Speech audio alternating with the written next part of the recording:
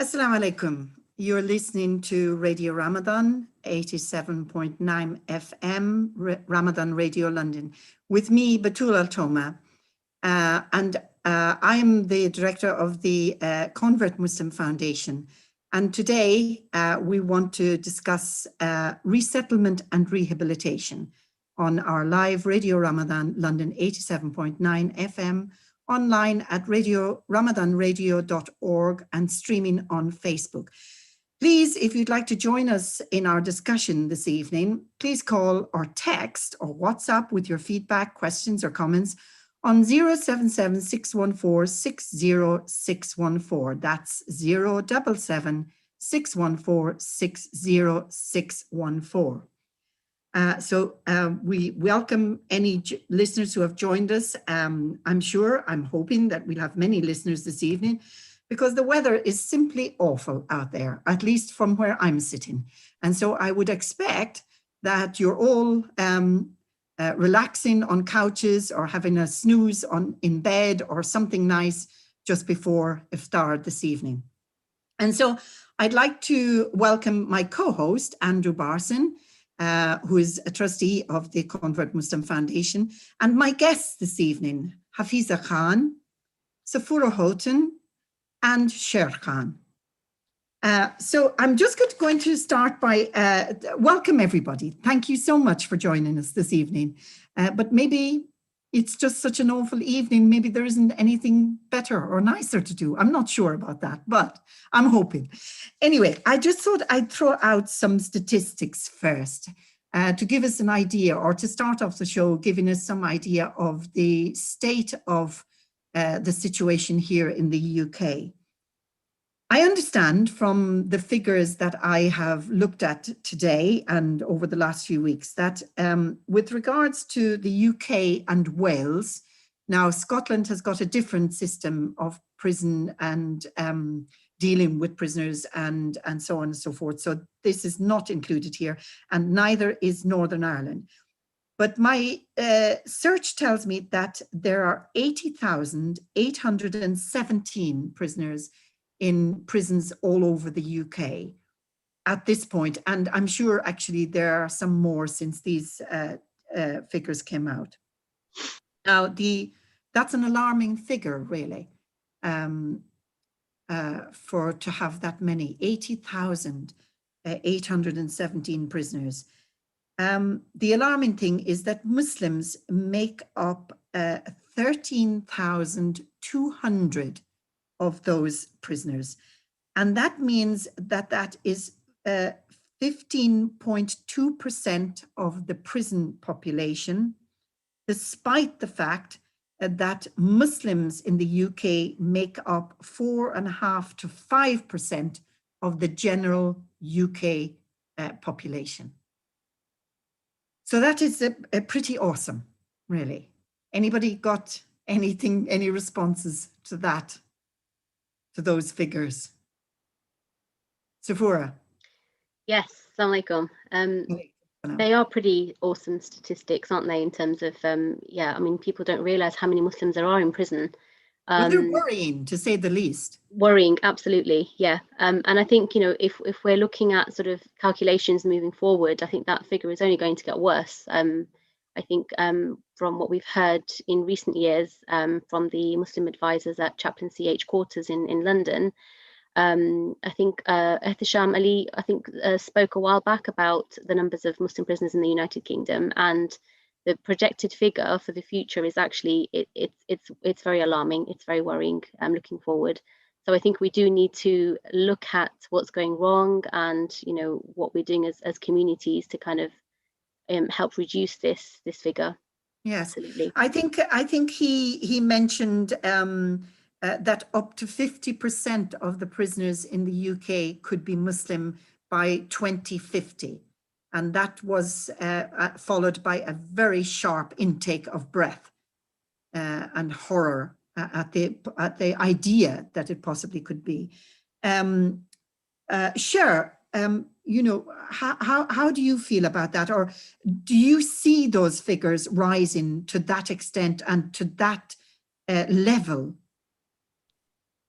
You by invite me on the show and you expect me to speak as well at the same time. pardon? I said, you invite me on the show and I'm expected to speak about something too. I thought I was Yes. just going to sit here and just get away with just listening to the conversation No, of, share. of the very, very nice people on there you got today. Jazakallah khairan. We really appreciate, thank you for having me on this thing. As I said, I'm completely not prepared. I had so many errands to run and not a single bit of preparation, but I think I said to myself, I don't even need to prepare for this stuff. This stuff is staying with me forever. This is just a friendly chat. Yeah. So are you alarmed by those figures, Cher? Do you see Muslim prison figures going up, dramatically over the next maybe 20, 30 years? It's it's not an easy question to answer. I can't give you a straight answer, and I have to be honest with you. But but I can only come from, because I haven't studied the statistics myself, and I'm not a man of, I don't really believe in many statistics, but I'm not saying that there aren't a growing number of Muslims in prison, because it depends because you got people that are taking shahada every single week. I'm talking by the hundreds. I don't know how many prisons are in England, but you're talking way over 100, because I was in one prison and we were taking 3 shahadas every Jummah. And so that's just one prison itself. And I always knew that there was a growing number of Muslims coming from all walks of life. So we're talking about a massive, what do you call it? It's not one race, is it? It's not one. There's so many different people that are coming into to Islam. So it's like English people, Jamaican people, it's all sorts of people. So can I just ask you, Cher, of those people who were converting to Islam in prison, what was the predominant backgrounds they were coming from? I would say the Afro-Caribbean and believe it or not, gang members and them types of people. But that's it's a generalization, isn't it? Because it just depends on what type of people I connected with myself. Yeah. Right. So I mean, because there were white English people who I had many arguments and debates with, nearly had fights with, and then they became my brother towards sort of mid-sentence after spending 2 or 3 years not ramming it down his throat, but having you got no choice. You just have to talk about Islam, because I was in prison whilst the attacks happened in New York, and I was in there, and after that we had a massive backlash. So we had no choice but to sort of represent the Deen in the most clear-cut way as possible, because so much confusion developed after that.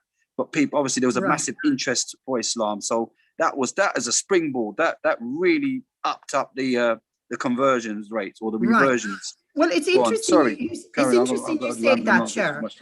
No, that's okay, Cher. It's interesting you say that, because of those 13,200 Muslim prisoners, I think predominantly they come from the South Asian community. What am I trying to read now here? Yes, 29% of those converts, of that figure, are converts to Islam. So there clearly are, sorry, can you run that percentage by me again?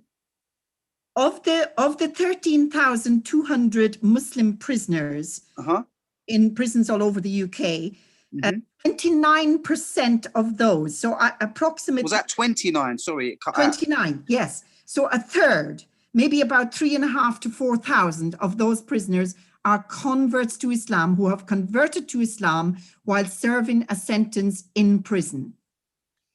So that is an incredible amount of people. And as an organization, the Convert Muslim Foundation, who are looking to try and create ways and means of supporting these prisoners when they come out of prisons, this is quite a hefty figure that we're having to But just hit another angle on that, please, sister. Yes.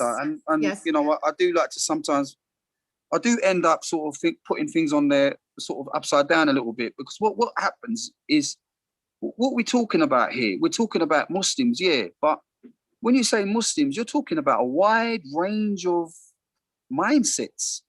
Because just because that numbers might be 13,000, but that's only because you got some in there that are just putting themselves down as Muslim because they want the Ramadan. They want the Ramadan feasts. They want the nice halal food that comes from outside in some prisons. They want the better special treatment where you can have the atar and all these kinds of things. So, you're talking about, when you say convert Muslims, I would say you probably, you got the ones who were already Muslims, right? The ones who were born Muslims, the ones that are from the South Asian predominantly. Then you got a few maybe Arabs and other ethnicities. But when you talk about the South Asian ones, I've always found that the South Asian Muslims weren't really practicing. They weren't representing Islam. They had Muslim names. They liked the food, but they were more cultural. They were more like doing the thing just as a ritual, not as a deep-hearted sort of heartfelt thing. Whereas you had the converts, and they were the ones that are really representing Islam. They were the ones that are getting us the halal food. They were the ones that are getting us the rights of a Muslim. And I don't know if I've turned it on its head, but yes. There are growing numbers of Muslims, but it isn't this thing where it's a major threat, it's all going out of control. What are we going to do? Muslims are taking over the prisons. No, it's not like that. Well, personally, that's my personal opinion from spending 16 years behind bars. But I'll move it over to Hafiza. Hafiza, welcome to the program. Hafiza, you work both in prison and outside of prison, with both pre and post release and so on. What are your understandings of what's happening in the prisons and how Muslims are being represented, overly or underly represented? Or do you think that there's a kind of a lack of knowledge about the situation overall? Assalamu alaikum to everyone, and thanks for having me, sister, on the program. I have to actually admit and agree with what the brother just actually said. You have to also see they're all counted as Muslim. Okay, they're on the list, so we have to obviously treat them and serve them in the same way. Whereas some or many of them, they come on, just want to change of religion just before Ramadan. Often it's just in the beginning as well. So clearly to treat it like, getting better food and probably even have halal food as well. And you get that as well from different aspects. Now, why is it happening and what could we do? When it comes to resettlement, for example, is that we start off pre-release to help and support them and look deeper what could be done that they're actually not reoffend. And it's very, very difficult and tricky, to be honest, and not easy to work. And there are various reasons, because outside, when they come out and the community is not doing enough. So it's a lack of us people sitting outside from the community, what actually could be done and how we could support them that they're not reoffend. Now, then it's beginning of trust in all this. So can a normal person from the community trust those people that are coming out? And again, I say we can do more on the outside, but unfortunately, it's a lack of education, lack of understanding why actually has this XYZ end up in the prison. So now you have to put different groups. I'm probably not talking about the reoffenders. Reoffenders need a different kind of support. And it's also to help them, support them educational, but also to help them to increase a way of the living style, right? Yes, yes. And for people that probably end up because of something silly, especially when it comes to females, for example, and there's a very harsh stigma where they're not easily accepted back into the community. That's another thing. So we've got different various, issues here. And this is sometimes makes me feel where I feel often helpless before they're released, and sometimes they have released, and we try to connect them outside. They're wonderful charities as well. They're actually taken a lot of on board and try to help them as well when they have released. Now, what could be done? And I feel that we have to go around and actually educate our, communities. Well, I'll come to that a little bit later. Andrew, did you have anything you wanted to say? I thought I saw your hand up there. No. Assalamu alaikum, and Walaikum welcome everybody. I was just listening, and I'm just kind of listening to Shia and Sephora and Hafiza making comments there, and just thinking. I think Hafiza said kind of one of the most important things, which is we have to try and understand why. And my summary of that necessarily is the fact that obviously we, as Hafiza said, it's unclear sometimes as to what the stats are actually showing, because we don't know precisely. The stats maybe don't go in deep enough in terms of investigating this, but it does raise some interesting questions, and I'll phrase these so anybody could answer them. But obviously it raises the obvious question, which is, if I was to read that in a newspaper, do I then think, what is it about Muslims that necessarily means that they're more likely to be criminals or more likely to be incarcerated specifically? And then I might also think, is it the case that Muslims at the moment are more likely to reoffend, which is something that Hafiza was touching on in terms of the community education. Maybe that is one of the bigger problems. But I'd also flip it as well a little bit and say, well, is there something about Islam as a religion in terms of its appeal or some of its practices that means that it kind of lends itself to a prison setting, or it lends itself to that kind of incarceration that encourages conversion, or is there something else going on? Well, it's interesting, Andrew, that you put those questions, and I just want to maybe go into a little bit more of the statistics. Now, there's a piece of very significant research being done at the moment, interviews with all sorts of people, actually, involved in the prison service. Now, they're governors, prison officers, chaplains, prisoners themselves, etc. So obviously there's a whole, variety of people that work in the prison service. And a lot of these have been consulted in this particular research. And there have been some very honest responses from the prisoners themselves. For instance, if we're talking about prisoners who have converted to Islam in prison, and talking about how their faith impacts their desire to turn their lives around and go on a path of self-improvement. And this was from the research where questionnaires and interviews were done with 150 converts to Islam in prison. So 150 is quite a good representative group if you're doing a piece of research.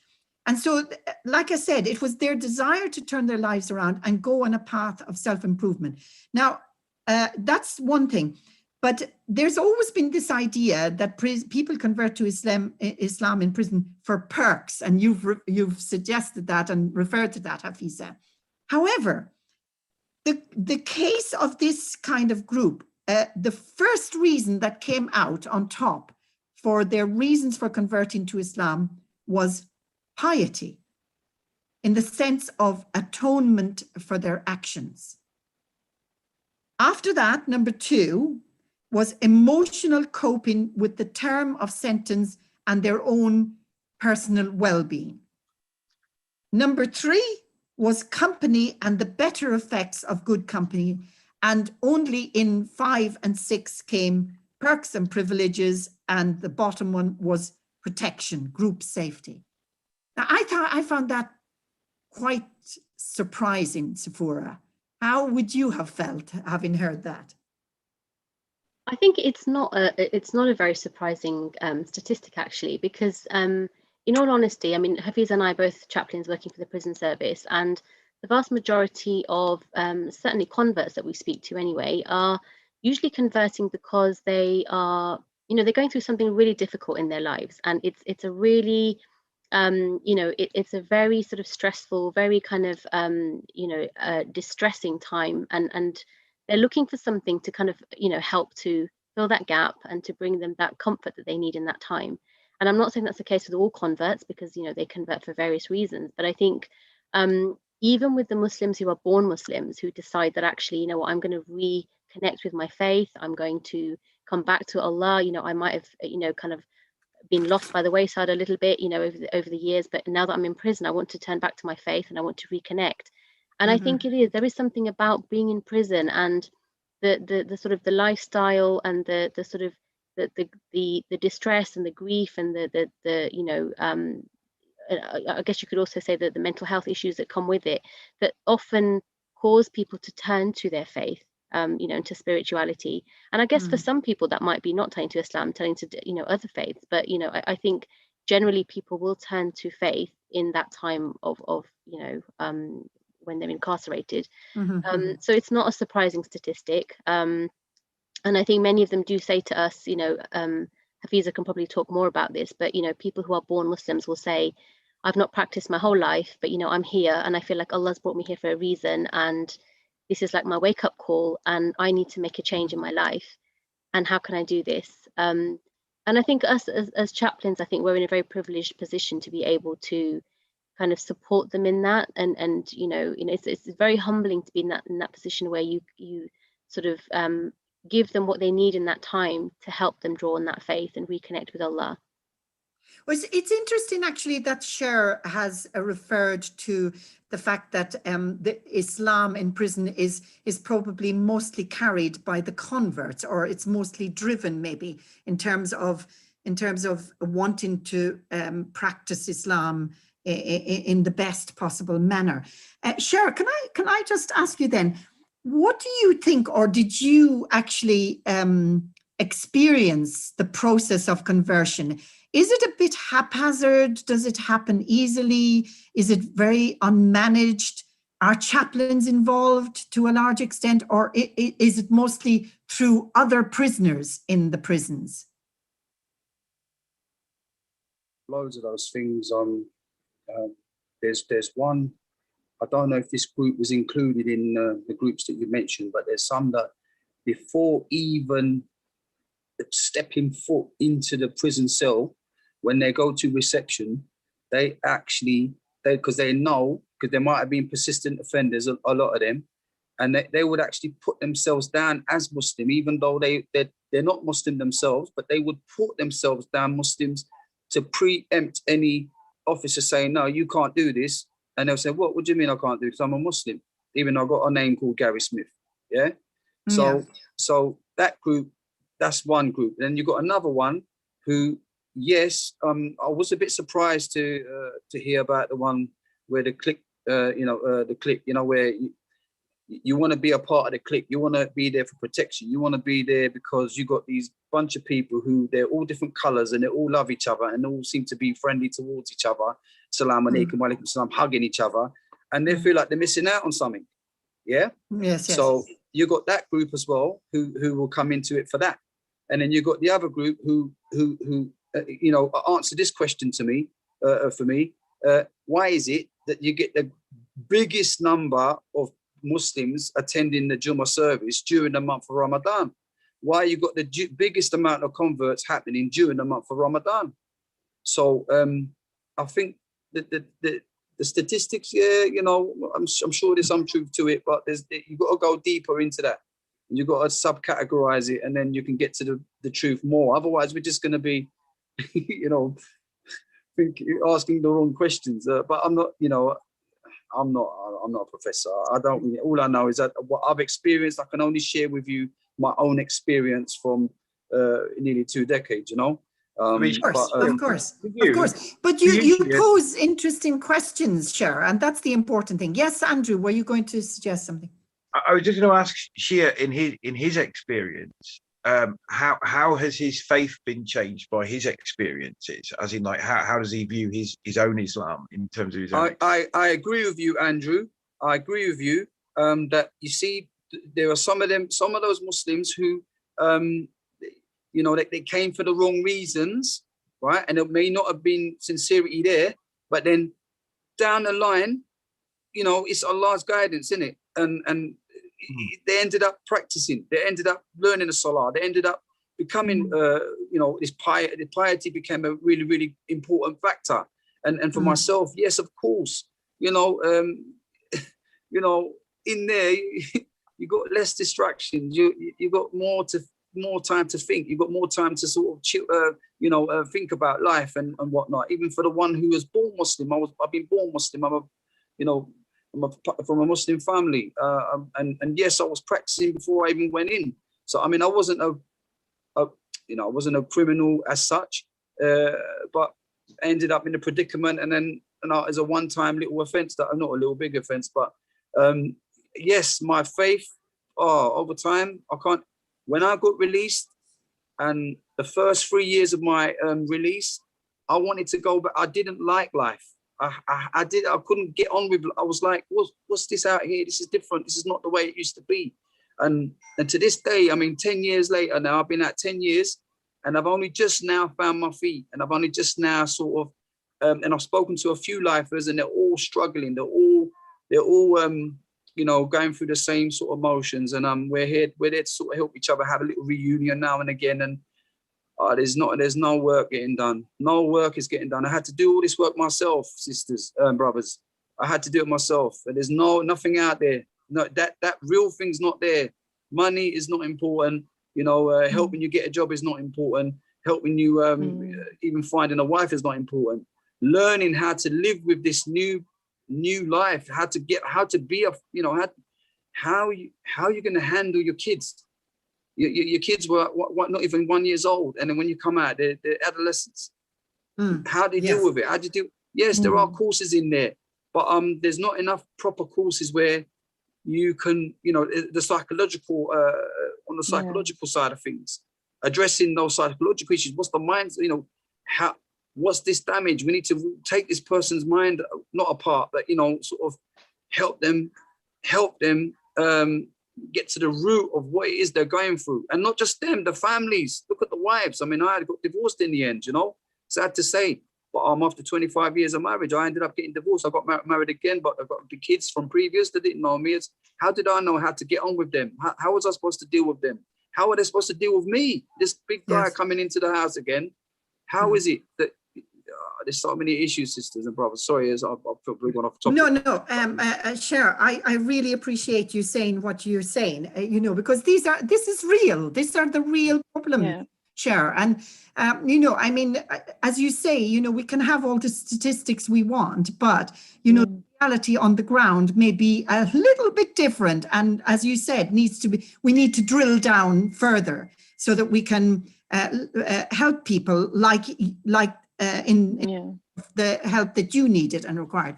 I just want to break in and say you're listening to the Convert program with me, Batool Altoma, and the Convert Muslim Foundation on Ramadan Radio London 87.9 FM, online at ramadanradio.org, and streaming on Facebook. Please call, text, or WhatsApp with your feedback, questions, or comments on 077 614 60614. That's 077 614 60614. I think that there has been, Andrew, you want to say something? I was just, what Shia was saying was quite telling in terms of the fact the word that kept on being repeated there was how. And I just wanted to ask Hafiza and Safura, in their experience, is that something that we're missing, necessarily the practical support when it comes to being outside or coming back out of prison?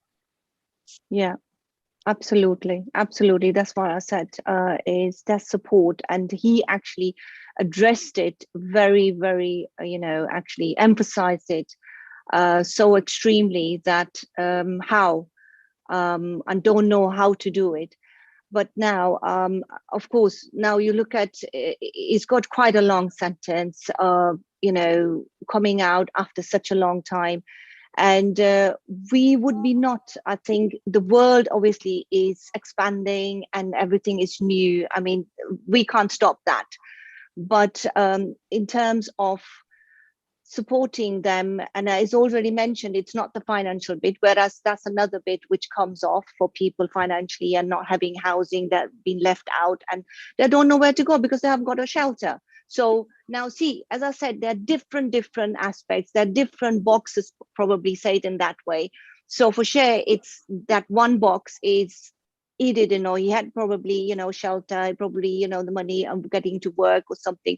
That was not the issue. The issue was mentally, psychologically, and what actually happened in him all that time. So there was nobody looking after that. So something pre-release needed to be worked on, it needed to come closer, getting slowly get used to do something. And I think, I don't know how it worked with him, but I believe that's been totally left out. Now we have to think, as someone, a resident who leaves after such a long time, what I'm going to do, how I'm going to help this person. So there are things happening, but as I said, it's like the onion, like the Sufi says, the beautiful, the onion, how much you take one layer off and another layer off. That's how we become closer. So the same thing, closer to Islam.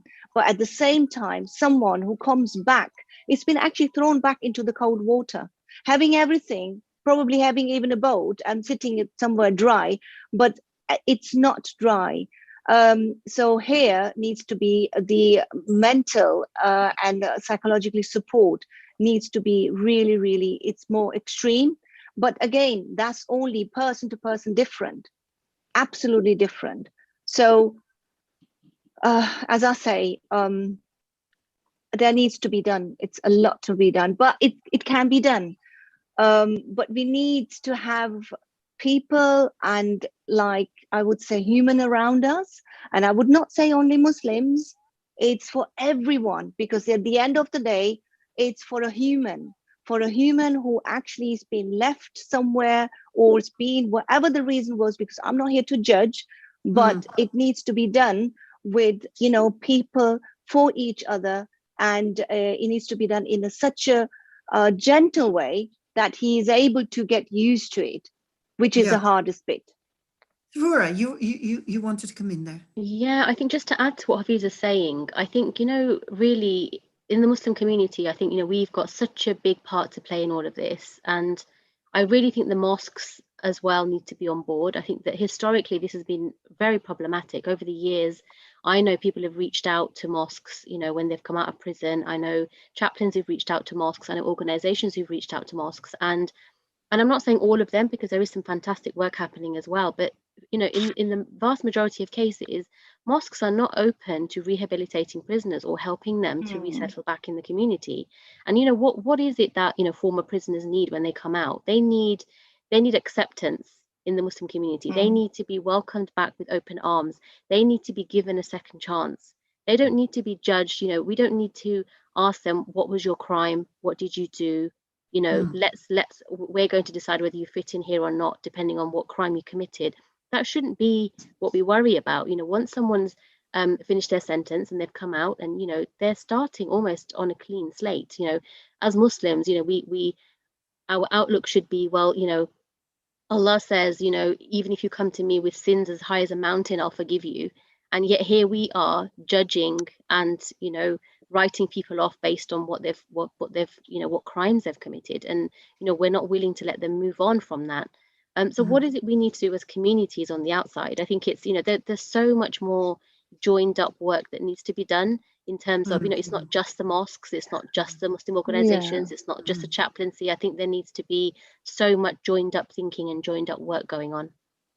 Well, Cher mentioned earlier, which I thought was a very interesting comment, about coming out of prison and just not knowing how to handle things, having been in there for so long.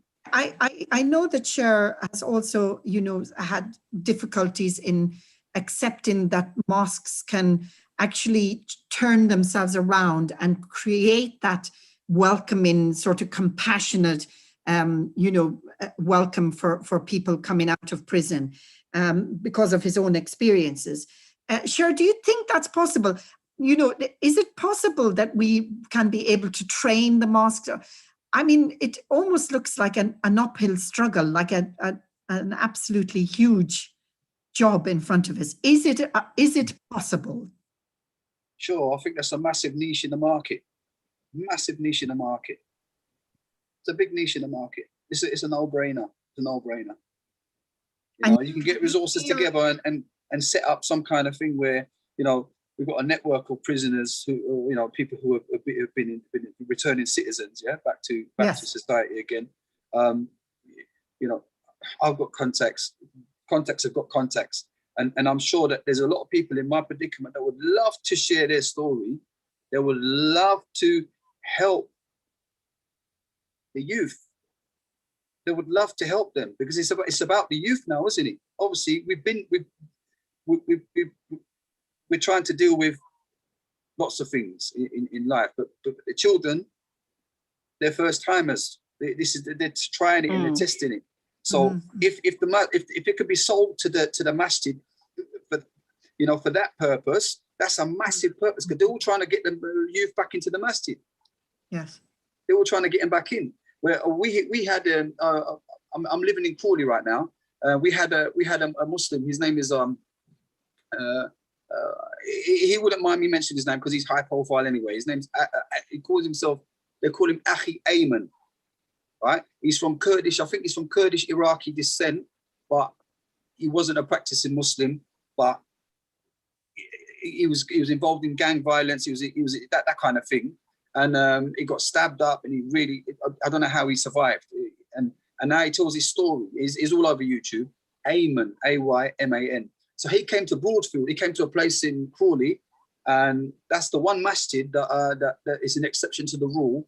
Who there's been more than once. I think there's been a prison, a Muslim, so-called Muslim chaplain, has come as well to talk about, you know, Muslim prisoners and whatnot. You might even know him. I can't remember his name. Sorry, but him and that brother, they both come to this masjid, and it was a big turnout. There's loads of youth there. I couldn't believe them. I don't usually go to that masjid anyway, so I don't know what it's like on normal days. But there was loads of youth there, loads of people, and that these people, they pulled them in. You get my point? So that could be a selling point, I think. Well, I totally understand what you're saying, Shar, and I you know, for having gone through it yourself, that is, you know, that this is speaking your truth and your experience, which I think, as you say, you know, we need to hear a lot more. We need to not be so, not be standing in the shadows, and not be so shy to sort of invite people to speak and to tell stories, and to make young people realize, you know, that what they're involved in may get them into deep trouble, and you don't want that. Sure, you mentioned the fact that there were a lot of people coming to Islam in prison, and they were from all sorts of different backgrounds. I wanted to ask, taking it back, about you know, who acts as the educator or guide in the prison? What understanding of Islam will be loaded onto the convert? Will it be a South Asian perspective of Islam? Will it be another perspective? Is there a broad understanding of the backgrounds from which these converts come to Islam come from, so that, you know, when they do go back out into their communities, whether that's a West Indian, African, Caribbean, Hindu, Sikh, whatever background it is, that they're able to sort of use their Islam to navigate themselves through getting back into normal life, dealing with their families? Or are they only given a one-dimensional, you know, sort of picture of Islam from a agency that's probably very heavily weighed on the side of the South Asian community? Safura? Gosh, I would say that depends on the individual prison and the individual chaplains. I think there is no one size fits all, and, you know, I guess depending on where you are, the chaplain will have to work with what they're presented with. And if they have a very large number of converts to Islam who are English, you know, and who identify with a very British version of Islam, then that's what they've got to work with.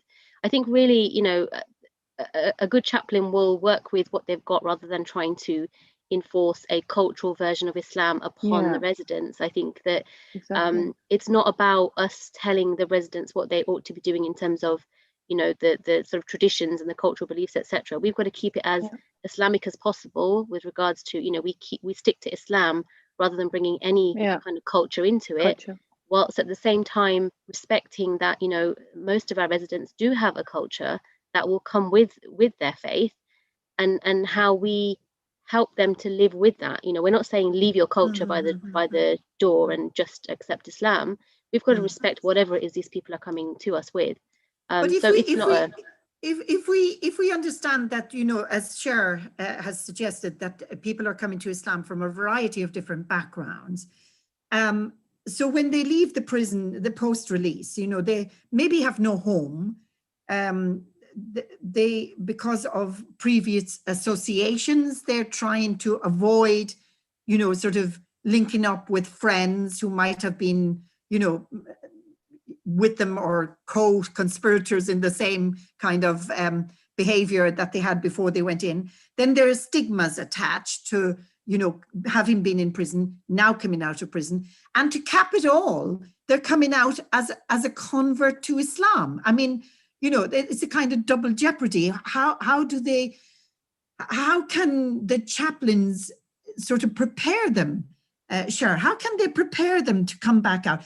I mean, you seem to not have had any preparation for your release back into a family where you've been away from your children for such a long time. What can we do to you know, cushion that huge impact? SubhanAllah, SubhanAllah. May Allah give me strength to say something that's wise and it's going to say something that's going to make sense. But, you know, you've got these people who come through this walk of life that they've come from. It's a wide spectrum. And then they come into Islam and you know, you know, like, you know, there's a point in someone's in all of our lives where we're inevitably gonna meet our Lord, and our soul's gonna leave the body. And you know, there's a moment where that transition happens, and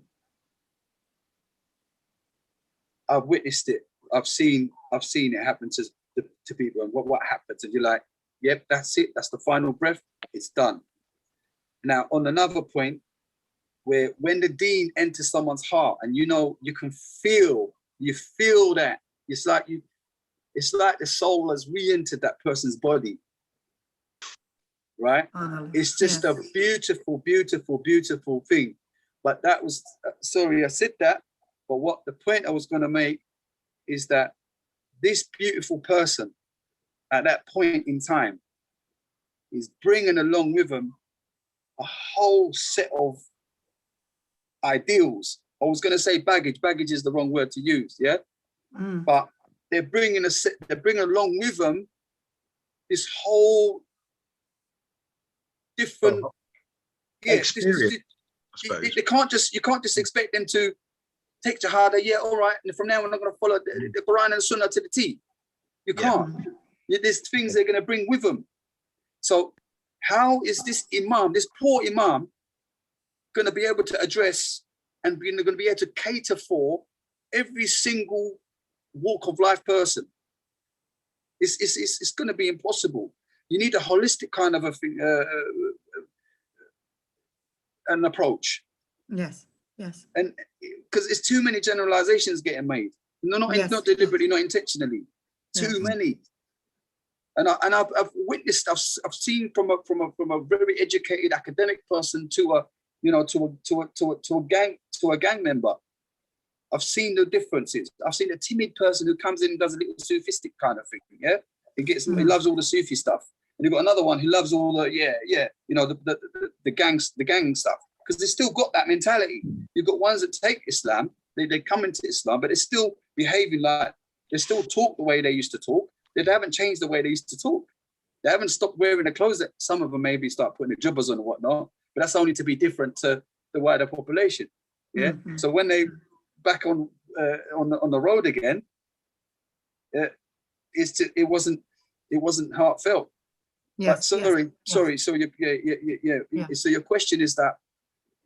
Sorry, I can't really answer your question. It's hard. Yeah, I know. It's difficult. It is hard. It is hard. Yeah. It's nigh on impossible. Andrew, did you want to say something? I think he actually did answer the question without knowing it, and I think that key thing that she is saying there is that individual experience means everything in terms of how we support the people. And I think Safiora was also kind of commenting on that earlier on in terms of saying, when you're supporting people through the faith, then obviously we would want to see that they're kind of treated as individuals, but that doesn't mean that you don't respect necessarily where they've come from, you don't respect their experiences, you don't respect their history, because I can tell you as a community support worker who kind of works for county council, person-centered planning is what we do necessarily. And I would imagine that in terms of any valuable support to people, you would necessarily need to kind of look at things from a person-centered perspective. That means understanding. That's not just tokenistic. That means really sitting down with a person, really talking to them, understanding their story.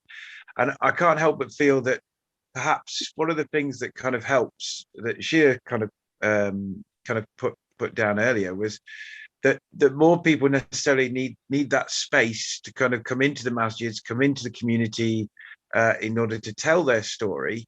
But also they, just on a basic level, they need support workers and people in their community who they can come and tell it to in a way that's therapeutic for them.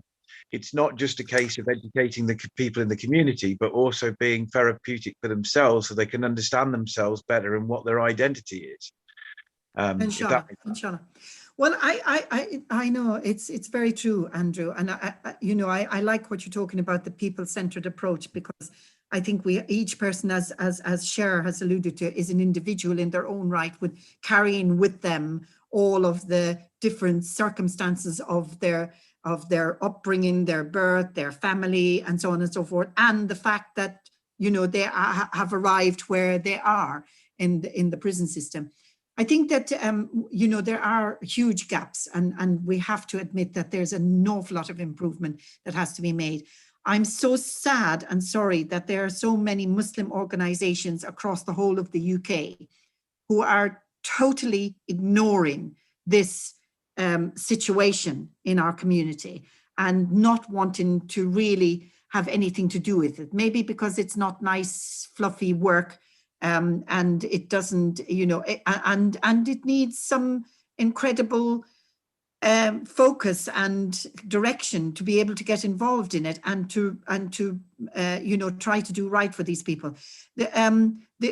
I did mention on a meeting with Cher previously that we were looking at this the welcome directory in trying to get mosques involved in, just if it was only just to offer a warm welcome and to involve people, the returning citizens, in telling their stories, maybe to the youth who are coming to the mosque, so that it may be a lesson learned. I mean, there could be an approach to this. It's not just about welcoming the returning citizens back, but it's about how they, what they can give to the community, and to do that, because they've lived through the lessons of the situation themselves. There's also other organizations like Stepping Stones to Wisdom, Straight Path and Resettlement Project, and so on and so forth.